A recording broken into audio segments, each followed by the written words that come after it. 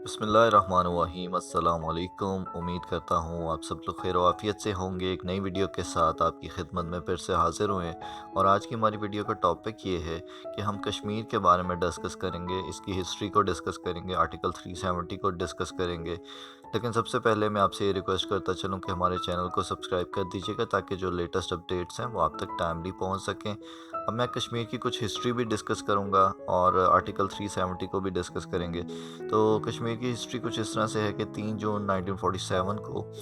जो तमाम फ़रीक़ैन थे, लॉर्ड माउंटबेटन ने उनके साथ जो मुआहदे कर लिए थे तक़सीम हिंद के, वो मुआहदा तय पा गया था। और जब ये मुआहदा तय पा गया तो पाकिस्तान को 14 अगस्त की तारीख़ दे दी गई थी और इंडिया को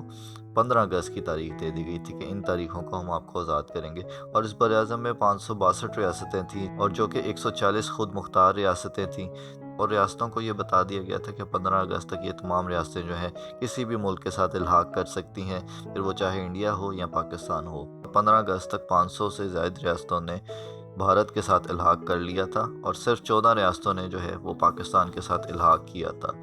और 3 रियासतें ऐसी भी थीं जिन्होंने ना तो पाकिस्तान के साथ इल्हाक़ किया था और ना ही इंडिया के साथ इल्हाक़ किया था। इन 3 रियासतों में एक थी हैदराबाद, एक था जूनागढ़ और एक था कश्मीर। अच्छा, अब मैं आपके साथ जो हैदराबाद और जूनागढ़ के हवाले से जो मामलात थे वो शेयर करता चलूँगा। 5 सितंबर 1947 को जूनागढ़ और हैदराबाद ने कायद-ए-आज़म की सरबराही में इल्हाक़ का ऐलान कर दिया था,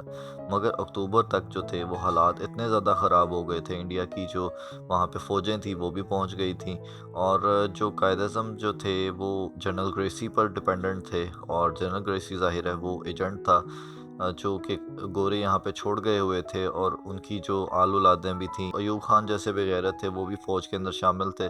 तो इस वजह से जो था वो हालात ख़राब हो गए थे और जो हैदराबाद के जो आखिरी वज़ीर-ए-आज़म थे सैयद लाइक, उन्होंने पाकिस्तान से आखिरी दम तक यही गिला किया था कि आप जो थे हमें सिर्फ लारा लगाते रहे और आपने फ़ौज नहीं भेजी। इस वजह से जो था वो हैदराबाद और जूनागढ़ पाकिस्तान के हाथ से चला गया और इंडिया ने वहाँ पे कब्ज़ा कर लिया था। तो अब बारी थी कश्मीर की और इनका महाराजा जो था वो हरी सिंह था। आपको ये भी बात बताता चलूँ कि जो कश्मीर का सौदा हुआ था, गुलाब सिंह को ये जो बेचा गया था कश्मीर लोगों के समेत, वो 75 लाख नानक शाही के एवज़ बेचा गया था और कश्मीर का जो आखिरी महाराजा था वो था हरी सिंह। अब हरी सिंह जो था वो बड़ा चालाक शातिर इंसान था। उसने जो था वो पाकिस्तान के साथ भी मुआहदा कर लिया था 12 अगस्त को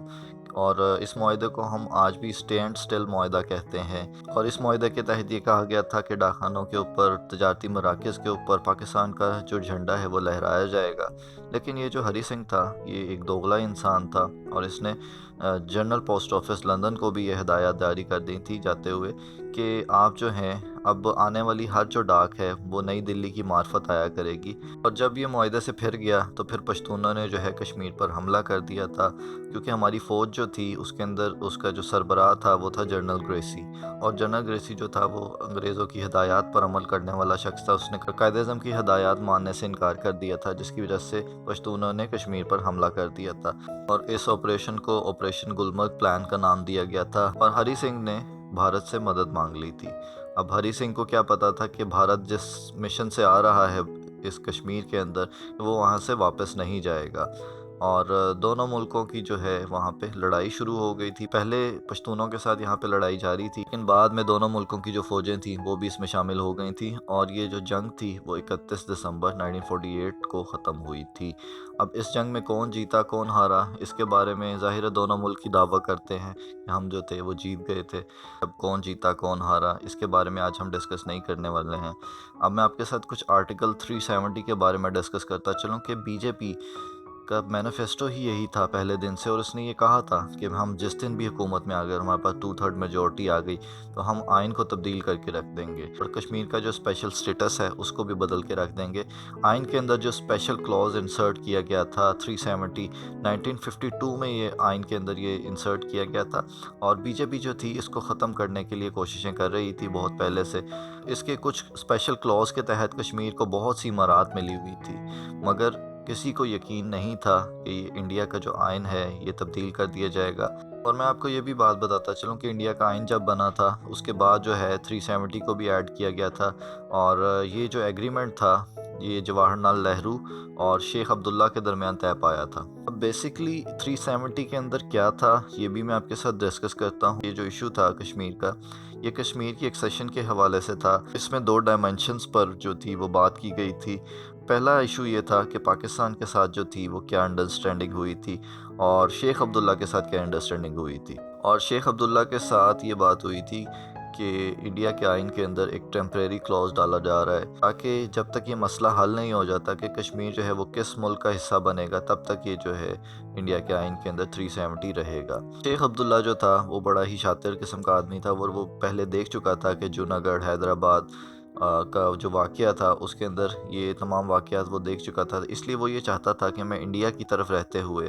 اور انڈیا کی حمایت حاصل کرتے ہوئے میں یہ کروں کہ میں ایک آزاد حیثیت سے کشمیر کا سٹیٹس قائم رکھوں، اور لیکن جو ہمیں سپورٹ ملے وہ انڈیا کی طرف سے ہی ملے۔ اور کیونکہ وہ جانتا تھا کہ پاکستان کی طرف سے جو سپورٹ ہے وہ ایک لارا لپائی ہے بس، اور باقی جو سپورٹ کے نام پہ جو چیزیں ہیں وہ نہیں دی جاتی ہے۔ انڈیا کے آئین میں جب 370 کو انسرٹ کیا گیا تھا تو وہ ٹیمپریری کلوز اس لیے ہی رکھا گیا تھا، ورنہ انڈیا کا پہلے دن سے ہی یہی پلان تھا کہ ہم اس کو پرماننٹلی جو ہے اپنی مرضی سے یہ جو کلوز ہے اس کے اندر تبدیلیاں بھی کریں اور اس کو جو ہے اپنی مرضی سے لے کے چلیں، لیکن یو این کا پریشر تھا جس کی وجہ سے کشمیر کو جو ہے اسپیشل سٹیٹس بھی دیا گیا تھا، اور یہ کہا گیا تھا کہ کشمیر کو ہم باقی ریاستوں کی طرح مرج نہیں کریں گے اپنے اندر۔ اور 1954 میں انڈیا کے پریزیڈنٹ نے 370 کا استعمال کرتے ہوئے یہ بھی ڈیفائن کر دیا تھا کہ کشمیر کا ریزیڈنٹ کون ہوگا، اور یہ جو ریزیڈنسی کے جو رائٹس ہیں یہ کیا ہوں گے، اور یہ بھی کہا گیا تھا کہ کشمیر کے اندر باہر سے لوگ آ کے سیٹل ڈاؤن نہیں ہوں گے، اور یہ بھی کہا گیا کہ جو لوگ مقامی ہیں وہی لوگ ریزیڈنٹ رہیں گے، باہر سے لوگ آ کے نہ تو یہاں پہ پراپرٹی پرچیز کریں گے نہ ہی سیل کریں گے۔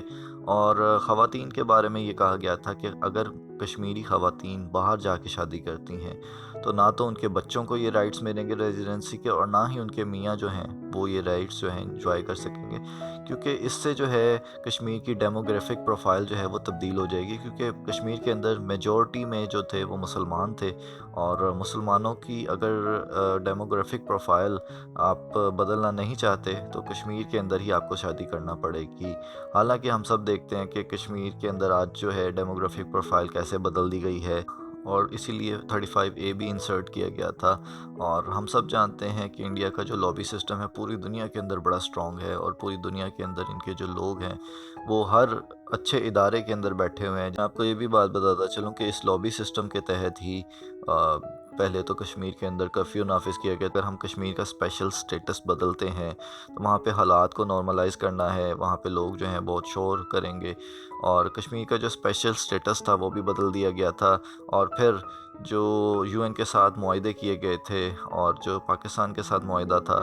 جسے ہم شملہ ایگریمنٹ بھی کہتے ہیں، وہ سب جو تھا وہ ہوا میں اڑا دیا گیا۔ اور پاکستان کے حوالے سے بھی اگر ہم دیکھیں تو کسی نے صرف بیانات کی حد تک کی ہے، جو عمران خان صاحب نے جو بیانات دیے وہی تمام چیزیں تھیں۔ اور اب جو ہے جموں اینڈ کشمیر کو ایک کر دیا گیا ہے۔ جموں اینڈ کشمیر کی جو پارلیمنٹ ہے وہ تو موجود ہے، لیکن وہاں پہ جو اس کا سٹیٹس ہے وہ یونین کا سٹیٹس ہے، اور اب وہ جو ہے وہ دلی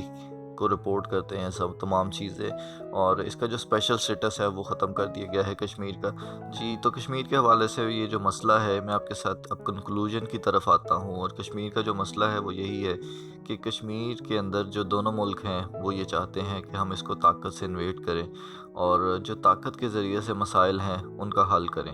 اور میں آپ کو یہ بھی بات بتاتا چلوں یہاں پہ کہ آج تک جو ہے وہ پاکستان کے حوالے سے اگر دیکھ لیا جائے تو پاکستان کا جو ٹریک ریکارڈ ہے وہ اس قابل نہیں ہے کہ کشمیر کو آزاد کروا دیا جائے، اور پاکستان کے حوالے سے جو بیانات بھی دیے جاتے ہیں، جو اگر ہم دیکھیں کہ بہت سارا ایریا جو ہے پاکستان کے ہاتھ سے چلا گیا، 71 میں پاکستان کو بنگلہ دیش بھی الگ کروانا پڑا۔ پاکستان کے جو ادارے ہیں وہ اس قابل نہیں ہیں کہ وہ جو ہے کشمیر کو آزاد کروا سکیں، بلکہ آج ہم دیکھتے ہیں کہ بلوچستان کے اندر جو حالات ہیں، ہمارا جو آدھا ملک تھا وہ بھی چلا گیا ہمارے ہاتھ سے۔ تو یہ جو ادارے ہیں یہ صرف دیہڑیاں لگانے میں مصروف ہیں، لیکن پاکستان کے اندر اگر ہم سچی بات کریں گے تو پاکستان کے اداروں کے اندر اتنی جان نہیں ہے کہ وہ کشمیر کو آزاد کروا سکے۔ ہاں، انڈیا کی اگر ہم بات کرتے ہیں تو انڈیا جو ہے وہ طاقت اور جبر کے ذریعے سے وہ یہ کشمیر کو حاصل تو کر سکتا ہے، اوبویسلی اس نے یہ تمام چیزیں جو ہے وہ حاصل تو کر لی ہوئی ہیں، لیکن آفیشلی جو ہے وہ ڈکلیئر نہیں کرتا، لیکن ان آفیشلی وہاں پہ جو اس کا اثر و رسوخ ہے وہ بہت زیادہ ہے۔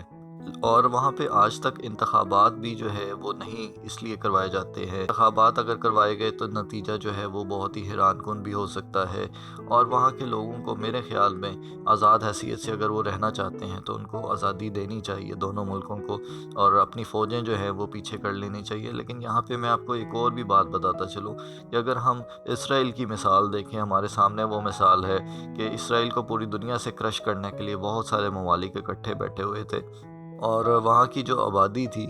وہ ظاہر ہے جوز کو ہر طرف سے مار پڑ رہی تھی، لیکن انہوں نے اپنے آپ کو اتنا سٹرونگ کر لیا، سائبر سیکیورٹی کے اندر وہ پوری دنیا میں جانے جاتے ہیں، پوری دنیا کے اندر انہوں نے ایسی کمپنیز بلڈ کر لیں، لیکن کشمیری جو ہیں وہ ہر وقت اپنا روتے تو دکھائی دیتے ہیں۔ جس طرح سے ہم جیوز کو دیکھتے ہیں کہ انہوں نے اپنے آپ کو بلڈ کیا، آپ بھی اس طرح سے کمپنیز کریٹ کیجئے، آپ کو کس نے روک رکھا ہے؟ آپ پوری دنیا کے اندر آپ کے لوگ بھی موجود ہیں، آپ کو اسپیشلی بڑا اچھے طریقے سے ٹریٹ بھی کیا جاتا ہے پوری دنیا کے اندر، تو آپ بھی پوری دنیا کے اندر جس طرح سے جیوز نے بڑی بڑی کمپنیز کریٹ کیں، آپ بھی اس طرح سے کمپنیز کریٹ کیجئے، کشمیر کے لیے جو ہے لوگوں کی فلاح کے لیے کام کیجئے۔ دونوں ملکوں کو بھی یہ چاہیے کہ اپنی فوجیں جو ہیں وہاں سے نکال لیں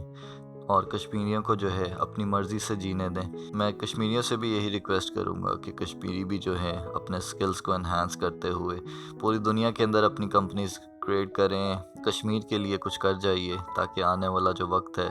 وہ جیسے کہ اسرائیل کو ہم نے دیکھا کہ اسرائیل نے بہت زیادہ ترقی کی، اور اپنے ملک اور لوگوں کے لیے جو انہوں نے خدمات فراہم کر رہے ہیں آج وہ، تو اسی طرح آپ لوگ بھی جو ہیں وہ اپنے ملک کو بچا لیجئے۔ امید کرتا ہوں کہ آپ لوگوں کو یہ ویڈیو پسند آئی ہوگی۔ اگر ہماری ویڈیو پسند آئی ہے تو ہمارے چینل کو سبسکرائب کر دیجیے گا، اپنا خیال رکھیے گا۔ اللہ حافظ۔